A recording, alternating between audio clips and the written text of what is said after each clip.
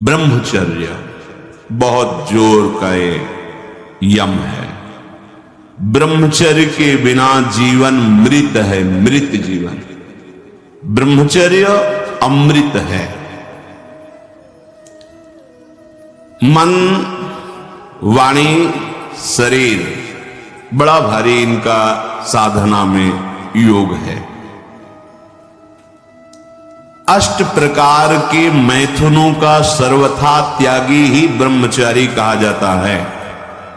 पूज्यपाद श्री उड़िया बाबा जी महाराज, मूर्तिमान ब्रह्म, ब्रह्मचर्य ही महान सामर्थ, परम पुरुषार्थ, भगवत प्राप्ति का प्रबल साधन है। परम सुख का, परम शांति का, परम स्मृति का, महान धृति का ये प्रधान साधन ब्रह्मचर्य है। जो इस साधन से हीन है वो मृत हैं, खुद देख ले। स्मृति काम नहीं, शरीर में विशेष रजोगुण का प्रभाव, भोग वासना से जलता हुआ हृदय, छल कपट, आगे चलकर शरीर पीड़ा से युक्त हो जाना, बुझा बुझा स्वभाव रहना, हृदय में एक विशेष चिंता, कल्पनात्मक भय, विषाद और पशुवत आचरण, ब्रह्मचर्यहीन जीवन। जो ब्रह्मचर्य धारण करना चाहे, भगवत मार्ग में जो चलते उनके लिए तो है ही, पर जो भी परम सुख, परम आनंद और लोक में उन्नति, परलोक में परम पद, उसे ब्रह्मचर्य अवश्य धारण करना चाहिए। वैरागी के लिए नैष्ठिक ब्रह्मचर्य, आजीवन ब्रह्मचर्य। प्रवृत्ति गृहस्थ मार्ग के लिए संयम पूर्वक ब्रह्मचर्य का वर्ताव करना। जब तक पाणी ग्रहण संस्कार न हो तब तक ब्रह्मचर्य अवश्य रहो। यदि उस समय तक ब्रह्मचर्य नहीं रहते तो तुम गृहस्थी को ठीक से नहीं चला पाओगे, वास्तविक अच्छे गृहस्थ नहीं बन सकते हो। जो तुम्हारी गृहस्थ की वृत्तियां हैं उनमें तुम सफल नहीं हो पाओगे। बेविचार व्यक्ति का सर्वनाश कर देता है। 20 वर्ष या 22 वर्ष की अवस्था तक तो सबको, जो भी बच्चे हैं उनको शिक्षा देनी चाहिए, ब्रह्मचर्य का ही पालन करें। बहुत सुंदर खेती गेहूं की लहलहाती हुई है, और देहाती भाषा में उसे गलेत कहते हैं। गलेत मतलब बाली निकलने को है। अब काट लो आप, एक दाना नहीं मिलेगा, और थोड़ा रुक जाओ धैर्य पूर्वक, बाली आ जाने दो, उसमें दाना पड़ने दो और दाना पक जाने दो, तो 1 बीघा खेत में 40 मन गेहूं होगा। ऐसे ही जो आप 13-14 वर्ष की अवस्था से आपके अंदर परिवर्तन होता है, एक भोगाकर्षण होता है सबके अंदर, सबके अंदर। जो इस भूमि में जन्मा है, या भगवान या भगवत प्राप्त महापुरुष, कारक पुरुष, उसकी बात तो अलग है।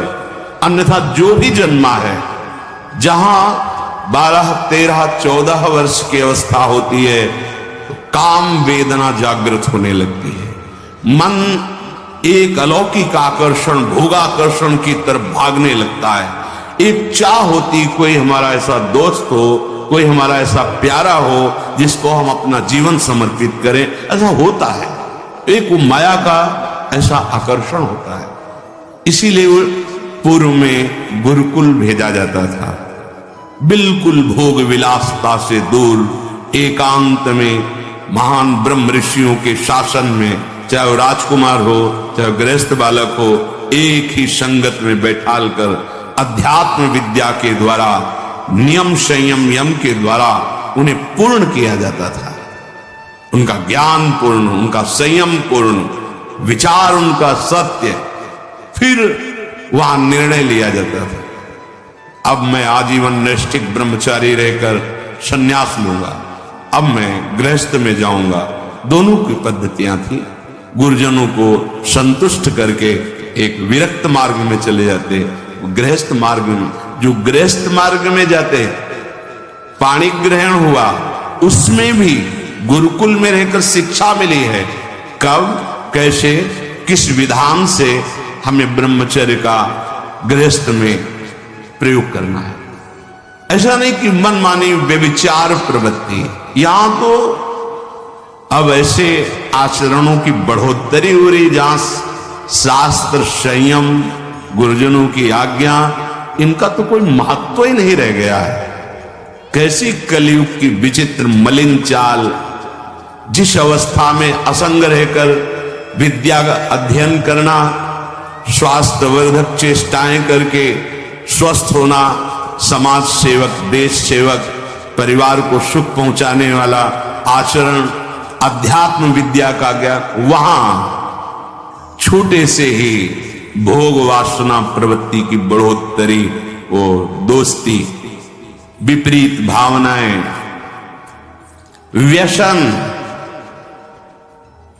समलो भाई, सबसे हाथ जोड़ के कह रहा हूं, बहुत कीमती आपका जीवन है। जिस जीवन को छोटे छोटे बच्चे गांजा, भांग, अफीम, ड्रग्स, चरस, ये क्या हो रहा है? अभी आपकी 20-22 वर्ष की अवस्था है, आप व्यसन में आसक्त हो गए, आप व्यभिचार में आसक्त हो गए, तो किस बुद्धि से आप देश सेवा करेंगे?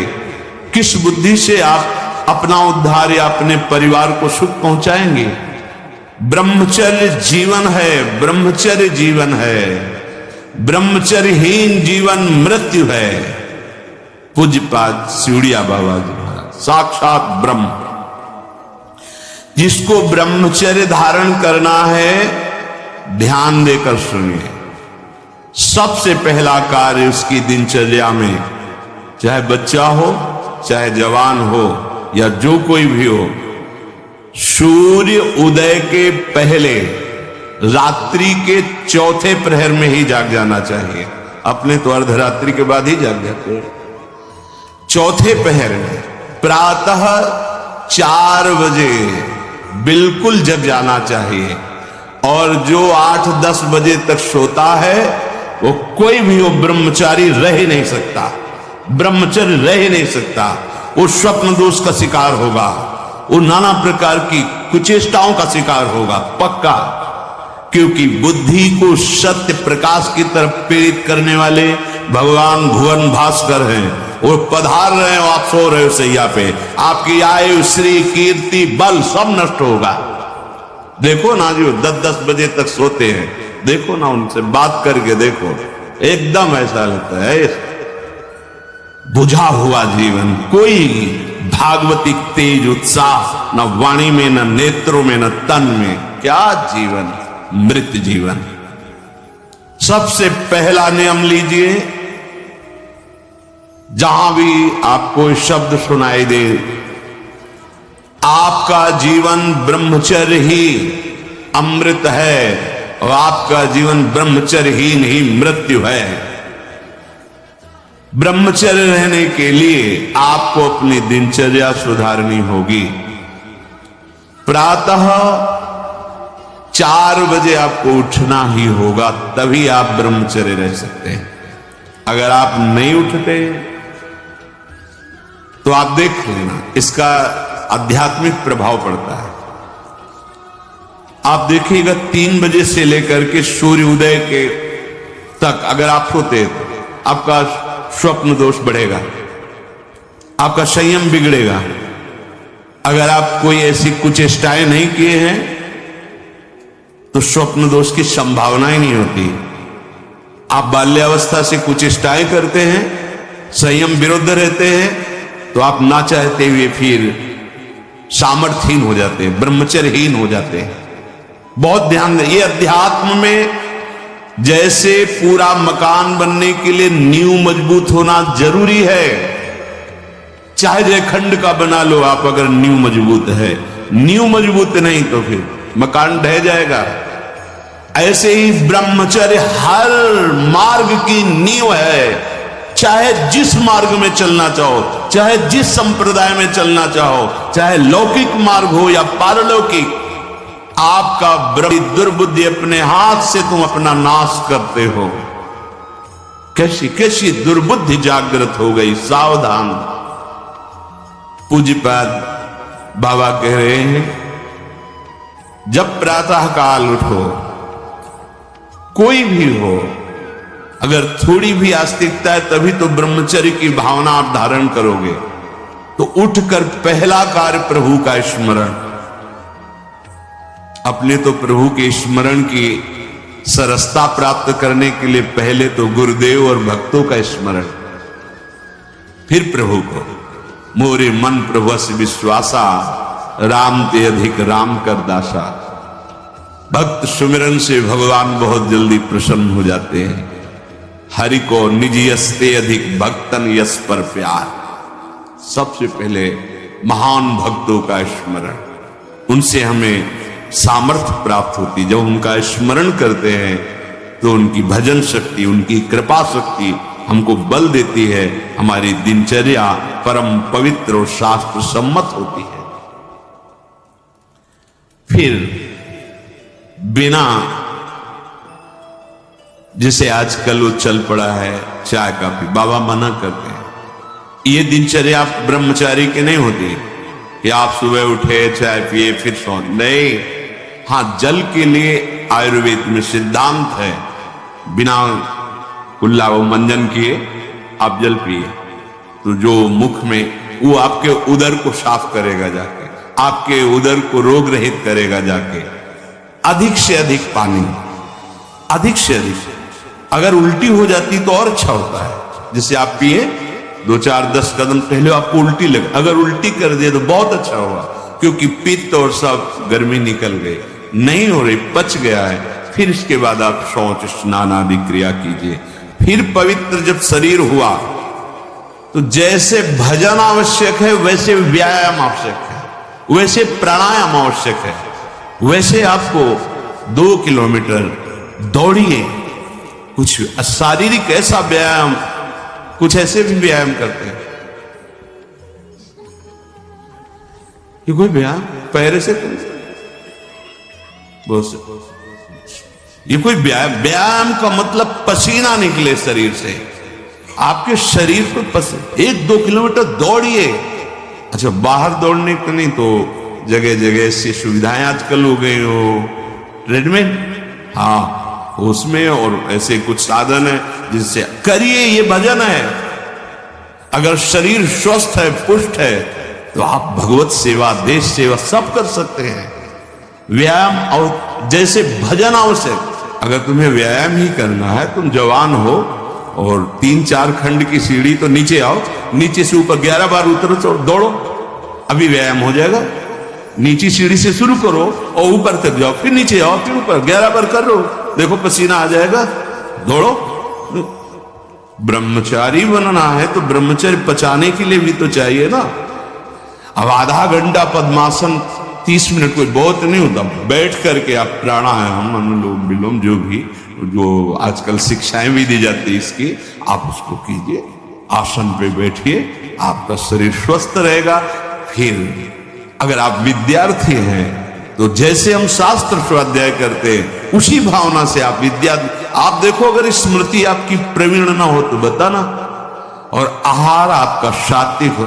छोटे छोटे बच्चे, चाय काफी, ये अवस्था है बच्चों की, चाय काफी के। अब 50-60 की अवस्था हो गई, शरीर बहुत, वो ठीक है। ऑफिस में बहुत काम पड़ रहा है तो थोड़ा ठीक है।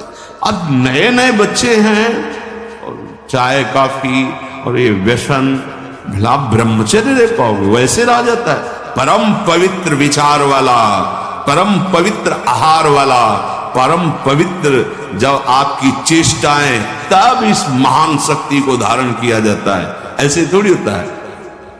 बड़े बड़े महापुरुषों से मिल मिलकर, रो रो कर प्रार्थना करके आप बताइए, उपाय बताइए जिससे हम अपने साधन संयम को नियमित संयम में रख सके, ऐसे भाव से चल सके।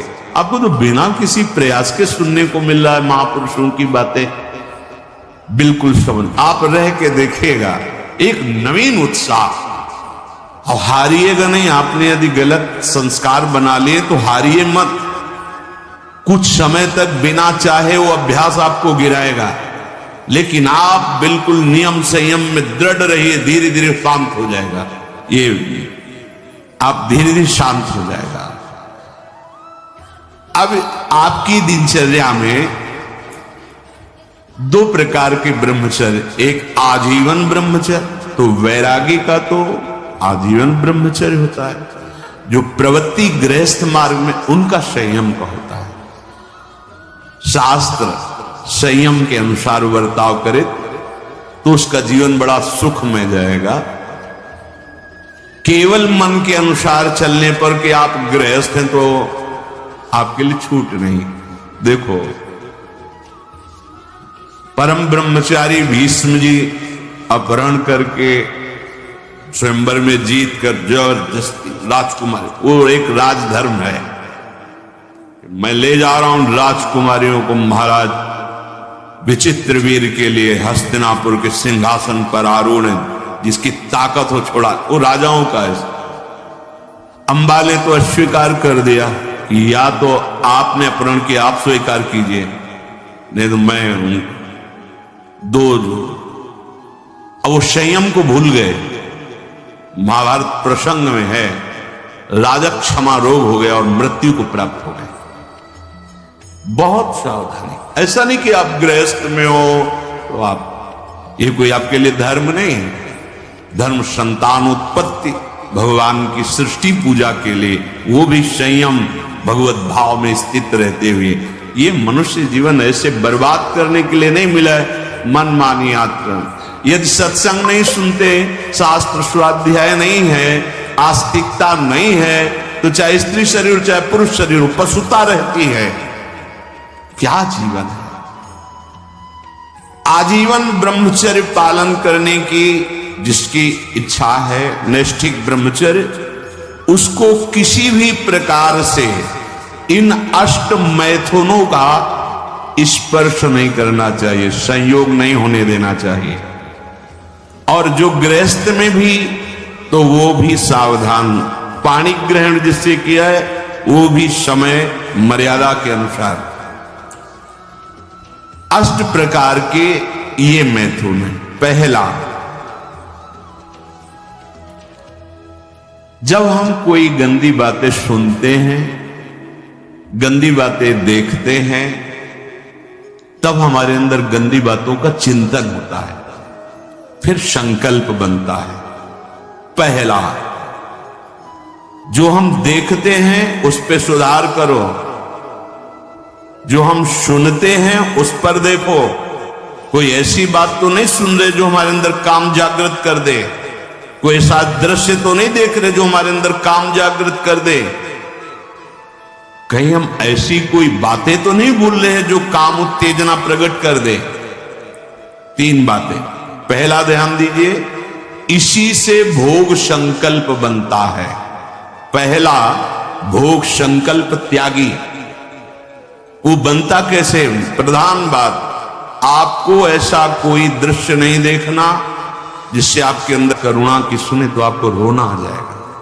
आप कोई ऐसा दृश्य देखें तो आपका हृदय पिघल जाएगा। आप वाणी से कोई ऐसी करुणा की बात कर, आपको रोना आ जाएगा। अर्थात आपके देखने, सुनने और बोलने का प्रभाव हृदय पर पड़ता है। यदि आपका देखना, सुनना और बोलना गंदा है, गंदे का भाव आप समझ रहे होंगे, कामोत्तेजना बढ़ाना वाला है, बेकार की बातें केवल ब्रह्मचर्य की होंगी, तुम ब्रह्मचारी रह ही नहीं सकते। आप देखो गंदी बातें, सुनो गंदी बातें, बोलो गंदी बातें, और आप ब्रह्मचारी रह सको, सवाल ही नहीं उठता। जैसे आप गंदी बात देख रहे हैं, सुन रहे हैं, आप कोई चेष्टा नहीं कर रहे, तो भी आप ब्रह्मचारी नहीं रह पाओगे। वर्णन हुआ है शास्त्रों में। एक मनोवाह नाम की नाड़ी है, पूरे शरीर में ऐसा कहीं जैसे पित्त की थैली होती है, ऐसी कोई ब्रह्मचर्य वाली थैली नहीं है। ये यहां हर नस नाड़ी में वो व्याप्त है सप्तम धातु। मनोवाह नाड़ी, जो ही आपका चिंतन विकारात्मक हुआ, वो नाड़ी घसीटती पूरे शरीर से उस सप्तम धातु को, और वो घसीट लिया, आपने क्रिया की या नहीं की, आपका चिंतन बिगड़ा हो गया, वो किसी न किसी बहाने से लघु शंका में, स्वप्न में, कैसे भी पार हो जाएगा, वो नहीं रुकेगा। संकल्प रहित भोग, संकल्प रहित हृदय कब होगा? जब आपका देखना, सुनना और बोलना पवित्र होगा। बहुत सावधान। आज सावधान होना तो बहुत ही कठिन है, क्योंकि मोबाइल है। जो बातें बहुत गुप्त रखी जाती थी कि नई पीढ़ी, नई समाज हमारी समय आने पर जाने। बड़े बुजुर्ग घर की माताएं बहनें जब बेटी का ब्याह होता था तब एकांत में शिक्षा देती थी, तुम्हारा पति ऐसा, ऐसे व्यवहार करना, ऐसे चलना, अब तुम गृहस्थ में जा रहे हो तो ऐसा ऐसा। अब छोटे छोटे बच्चे बूढ़ों को समझा सकते हैं, इतना ज्ञान है उनको, क्योंकि हाथ में मोबाइल है। गूगल में सर्च करो, यूट्यूब में सर्च करो, आपको सब शिक्षाएं मिल जाएंगी, जिस मार्ग की, चाहे अध्यात्म मार्ग की या कुमार्ग की, सब भरी हुई है। और प्रायः कोई बिरला ही होगा जो मोबाइल रहित हो। जैसे भगवान सर्वत्र विराजमान है, ऐसे माया ने सर्वत्र रचना कर दी मोबाइल की। हर चीज में कुछ गुण है, कुछ दोष है। अगर मोबाइल रखो तो गुण ग्रहण करो, बहुत आवश्यक है। ठीक है, आप कहीं ऐसी जगह फंस रहे हैं, फोन कर दिए, सहयोग मिल गया, आप पुलिस को फोन कर सकते हैं, घर को फोन कर सकते हैं। जहां चिट्ठी जाती थी महीनों में, वहां मिनट में बात कर लो, बड़ी सुविधा है। लेकिन कुमार्गगामी प्रवृत्ति की सुविधा उसमें मत लीजिए। अगर आप वो बातें देखेंगे, आपके पास मोबाइल है, एकांत हुए और आप 4 साधक बैठकर या 4 नौजवान बैठकर आप अपने को संभाल नहीं सकते। एक दृश्य देखा आजा मिलने की, एक वैश्या किसी के साथ जंगल में से, उस दृश्य ने नीच आचरणों में फंसा दिया। एक दृश्य देखा, सौभरी ऋषि ने मछली की 50 राजकुमारियों से ब्याह किया जाके मानधाता की। दृश्य ही देखने मात्र से भ्रष्ट हो जाना होता है। फिर आप उसको तो सर्च करके, इच्छा करके देख रहे हैं। हाथ जोड़कर प्रार्थना है, इस आग से बचो।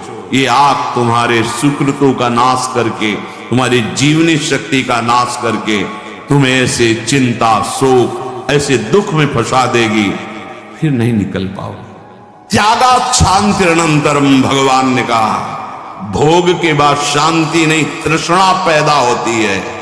भोग के बाद शांति नहीं मिलती है।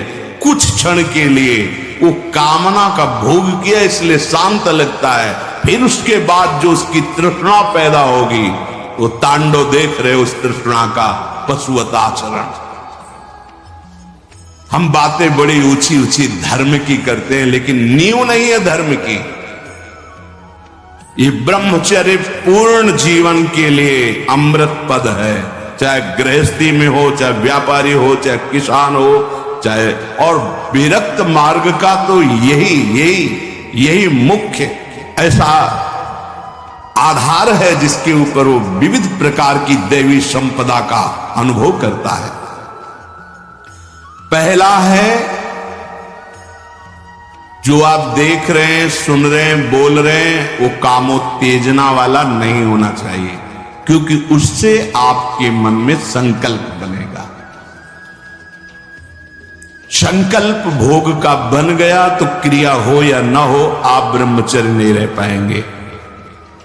एक बार परमहंस स्वामी श्री ओंकारानंद सरस्वती जी महाराज, साक्षात मूर्तिमान ब्रह्म, नजफगढ़ कानपुर गंगा के किनारे, बहुत ही ज्ञान संपन्न महापुरुष।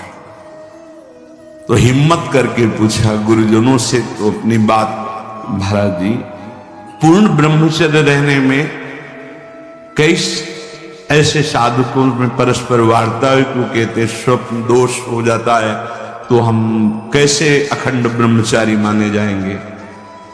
महाराज ने वचन बोले, यदि आप कोई कुचेष्टा नहीं करते और कुछ काल के बाद ऐसा होता है, आपने स्वप्न में भी कोई गंदे दृश्य या गंदी भावना नहीं देखी, स्वाभाविक आप जगे ऐसा, तो बोले जैसे उफान आती है किसी वस्तु में, वो वास्तविक जो ब्रह्मचर्य जो संतानोत्पत्ति वाला वो नहीं निकल पाए, उसके ऊपरी भाग का, उससे कोई हानि नहीं होती। यदि आपने कुछ चेष्टा पहले से अभ्यास की है और आपका स्वप्न में गलत संकल्प बन गया है, फिर वो वैसा माना जाएगा। इसलिए संकल्प का त्याग करे, कभी कुचेष्टा न करे।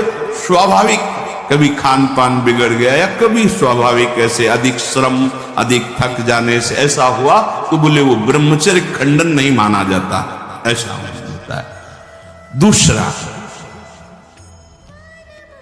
अब हम सामने तो आंख नहीं मिला रहे काम भाव से, लेकिन हम छुप करके किसी शरीर को देख रहे। किसी शरीर का प्रयोग इसलिए किया कि चाहे जो साधक हो, जिस भावना का साधक हो, काम भाव से किसी भी शरीर को देखना, वो उसके लिए अष्टमैथुनों में आता है और वो ब्रह्मचर्य नहीं धारण कर पाएगा। भावनाएं हैं अलग अलग, काम भावना का अलग अलग आरोप शरीरों में किया गया है। समय परिवर्तन के साथ बुद्धि का परिवर्तन होता जाता है, कामनाओं का अलग रूप होता चला जाता है, जो हमने कभी शास्त्रों में नहीं पढ़ा वो देखने को मिल रहा है। किसी भी शरीर की तरफ छुपकर या किसी बहाने से काम भाव से देखना, अगर ऐसा देखते हैं तो आप अष्ट मैथुनों के अंतर्गत है और आपका भाव बिगड़ जाएगा, आप संयम से नहीं रह पाएंगे।